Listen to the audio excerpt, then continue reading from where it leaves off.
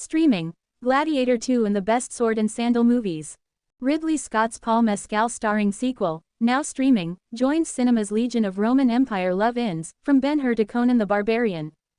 If men, according to the internet, simply cannot stop thinking about the Roman Empire, then Hollywood remains a largely male-brained enterprise. Storytelling trends come and go, but the Roman epic has been a recurring fixture of blockbuster cinema for more than a century. 25 years ago, Ridley Scott's beefy, lavishly appointed action film Gladiator marked a resurgence in the genre after some time off, winning a Best Picture Oscar and spawning a new wave of sweeping, grunting imitators. Now, Gladiator II is among them. Scott's surprisingly belated follow-up substitutes Paul Mescal's brooding glower for Russell Crowe's brawny roar, but otherwise follows the template of its predecessor in a way that renders it as much remake as sequel. Playing the son thanks to some blatant narrative revisionism of Crowe's Roman general turned gladiator Maximus, Mescal's Lucius follows the same trajectory through capture, imprisonment and revenge via some grisly theatrics in the Colosseum. The film is missing the hungry intensity of Crowe's star presence, while its aesthetic is muddier than the blood and gold spectacle of the original, but it's enjoyable just the same. Piling on the gore and the absurdity, sharks in a Roman arena. Why not? Scott directs it like a sword and sandal B-movie with an A-movie budget. Spartacus's flourishes of winking homoeroticism remain on the tastefully restrained side compared with the son of Samson. Strictly speaking, sword and sandal refers to a specific class of Italian-made classical or biblical adventures that were churned out in the mid-20th century as a cheap and cheerful response to Hollywood's heftier exercises in the same genre. Now, though, the term usefully covers any historical action epic that conforms to its stated dress code and has an underlying spirit of violent gladiatorial entertainment.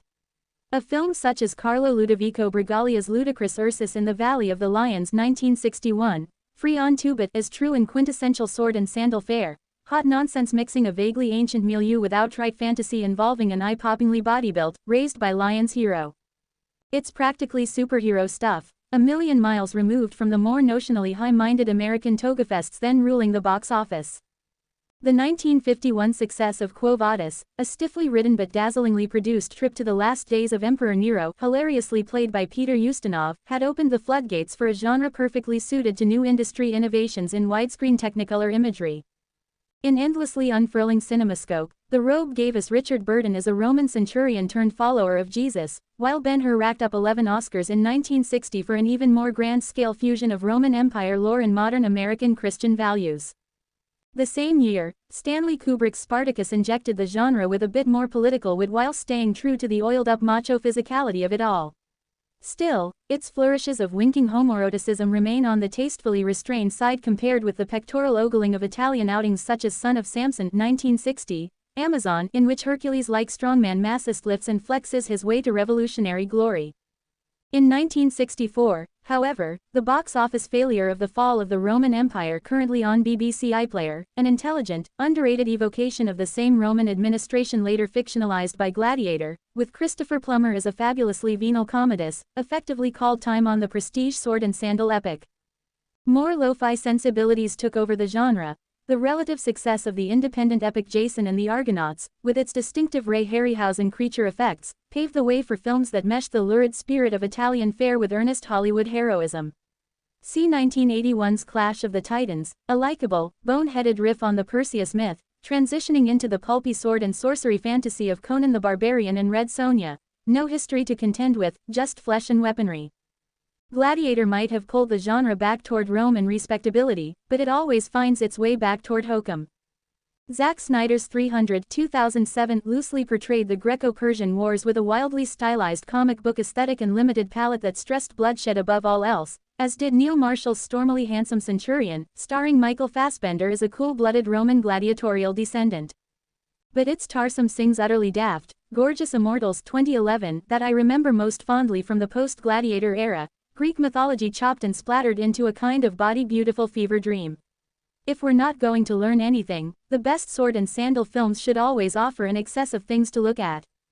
Honora Apple TV Plus, hitting VOD platforms just in time for the Oscar nominations, Sean Baker's Palme d'Or winner is a rowdy, raucous exercise in screwball realism. At once dizzily entertaining and mournful, it follows a Brooklyn lapdancer, Mikey Madison, through the ringer as she charms a Russian oligarch and finds herself in over her head. The Mother and the Whore Criterion Collection, a high-end Blu-ray release for this peculiar, funny, erotic, obtuse doorstop of French art cinema. Jean Eustache's nearly 4-hour love triangle navigates the social and sexual politics of an awakened, embittered 1970s France with a specificity that makes the film both a time capsule and a still resonant document. Smile too if you're wondering why Wendy Ide and I both put Naomi Scott's performance in this unexpectedly inventive horror sequel on our Best Actress list in The Observer's Oscar ballot earlier this month. Find out for yourself. Playing a pop star on the brink of psychological meltdown, whether or not she's in mortal peril, she's daringly abrasive and thrillingly on edge. Bad actors spreading disinformation online to fuel intolerance and undermine democracy. A media ecosystem dominated by a handful of billionaire owners. Teams of lawyers from the rich and powerful trying to stop us publishing stories they don't want you to see. Lobby groups with opaque funding who are determined to undermine facts about the climate emergency and other established science. Authoritarian states with no regard for the freedom of the press. But we have something powerful on our side. We've got you. This is why we're inviting you to access our brilliant, investigative journalism with exclusive digital extras to unlock. 1. Unlimited articles in our app. 2. Ad-free reading on all your devices. 3. Exclusive newsletter for supporters, sent every week from the Guardian newsroom. 4. Far fewer asks for support. 5. Full access to the Guardian Feast app. The Guardian is funded by readers like you in Pakistan, and the only person who decides what we publish is our editor.